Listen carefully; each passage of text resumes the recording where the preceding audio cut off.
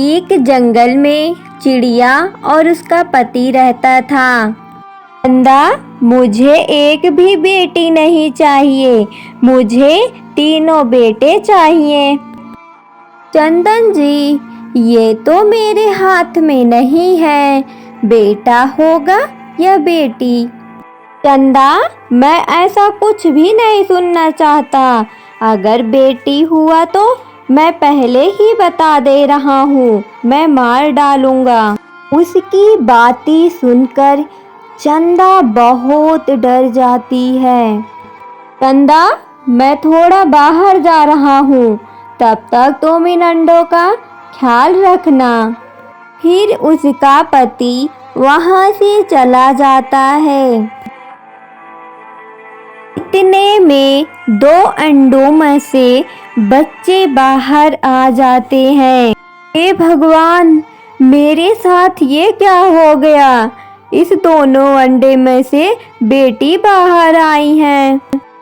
फिर उसकी माँ ले जाकर पास वाले जंगल में छिपा देती। इतने में इसका पति आ जाता है। चंदा, इसमें से 2 अंडे और कहाँ चले गए? चंदन, एक शिकारी आया था, अपना दोनों अंडा वो लेकर चला गया। एक ही अंडा मैं बहुत मुश्किल से बचा पाई हूँ। चलो, अच्छा ही हुआ। अगर उसमें बेटियां होती तो अच्छा हुआ शिकारी उसे ले गया। इतने में उसके अंडे में से बच्चा बाहर आ जाता है। चंदा, इस अंडे में से लड़का हुआ है कि लड़की? जल्दी से बताओ मुझे। चंदन जी, इस अंडे में से तो लड़का हुआ है। चंदन बहुत ही खुश हो जाता है और वो उसे जंगल में घुमाने लेके चला जाता।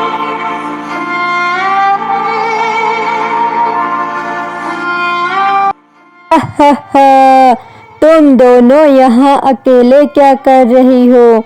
आज हम तुम दोनों को खाएंगे और अपना पेट भरेंगे। फिर धीरे धीरे शिकारी उन बच्चों के पास जाने लगता है। इतने में उसकी माँ आ जाती है।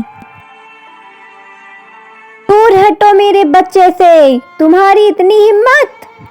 फिर चिड़िया उस शिकारी पक्षी से अपना बच्चा बचाने लगती है। चिड़िया काफी घायल हो जाती है, फिर अपने बच्चों को वहां से लेकर चली जाती है।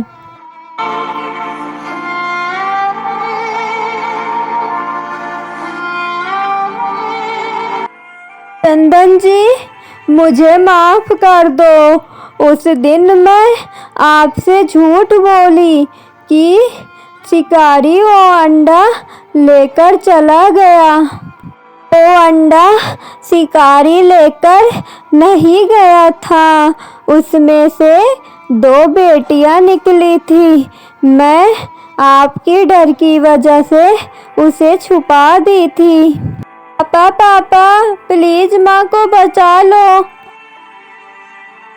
पापा, माँ को हॉस्पिटल ले जाओ। फिर चिड़िया का इलाज होना शुरू हो जाता है। चंदा तो ऐसे ही मरने वाली है। एक काम करता हूँ, इसे मैं यहीं छोड़कर चला जाता हूँ, पैसा भी नहीं देना पड़ेगा। बच्चों, तुम्हारी माँ इस दुनिया में अब नहीं है, मैं नहीं बचा पाया उन्हें। पापा, पापा, एक बार माँ को दिखा दो। नहीं नहीं, मैं तुम्हारी माँ को नहीं दिखा सकता, क्योंकि मैं तो उनका अंतिम संस्कार कर दिया। फिर चंदन वहाँ से चला जाता है। ताकि मेरी बीबी मर गई है, मुझे दूसरी शादी करना है। चंदन, मेरे नज़र में एक लड़की है, चलो मैं तुम्हें दिखा देती हूँ। अगर तुम्हें पसंद आए तो तुम शादी कर लेना। फिर वो चंदन को लेकर चली जाती है। चंदन, ये रही लड़की, अगर तुम्हें पसंद हो तो बताओ मुझे। हाँ काकी, मुझे ये पसंद है, मैं शादी करना चाहता हूँ। चंदन, एक शर्त पर मैं तुमसे शादी करूँगी। तुम्हारे घर में बहुत सारे बच्चे हैं, मैं उन लोगों के साथ नहीं रह सकती। आप उसकी टेंशन ना लें, बस आप मेरे साथ चलें। फिर चंदन उसे लेकर अपने घर चला जाता। फिर वो अपने बच्चों से बोलता है, तुम्हारी माँ तो मर गई और तुम्हें हमारे मत्थे मरकर चली गई। तुम लोग यहीं रहो, मैं जा रहा हूँ दूसरे जंगल, मुझे थोड़ा काम है।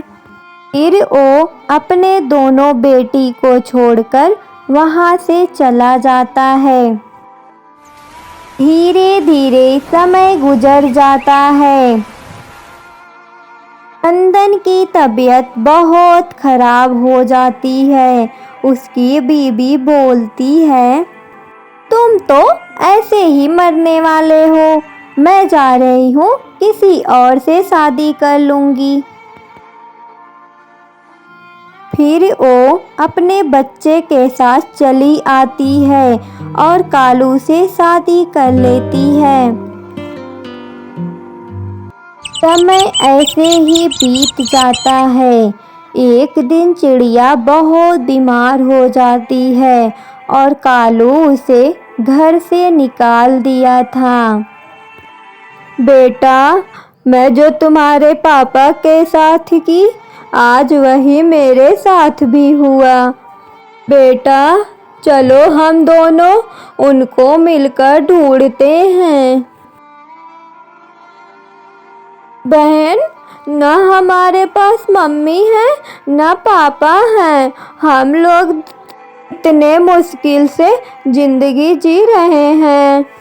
बहन, अब मुझे नहीं रहना है, इससे अच्छा चलो पानी में कूदकर अपनी जान ही दे देते हैं। जैसे ही वो दोनों उसमें कूदने जाती हैं, तब तक उनकी माँ आ जाती हैं। बेटी, इतने दिन से मैं तुम दोनों को ढूंढ रही थी, आज तुम लोग मुझे मिल गई। फिर उसकी माँ वहाँ से घर वापस लेकर आती है। इतने में चंदन की दूसरी पत्नी आ जाती है। फिर वो पूरी बात बता देती है चंदा से। सब मिलकर चंदन को ढूंढने लगते हैं। काफी ढूंढने के बाद चंदन मिल जाता है। फिर चंदन अपनी बीबी से माफ़ी मांगता है। फिर वो लोग खुशी खुशी रहने लगते हैं। प्यारे दोस्तों, अगर हमारी कहानी अच्छी लगी हो तो प्लीज़ हमारे चैनल को सब्सक्राइब करें और दोस्तों के साथ शेयर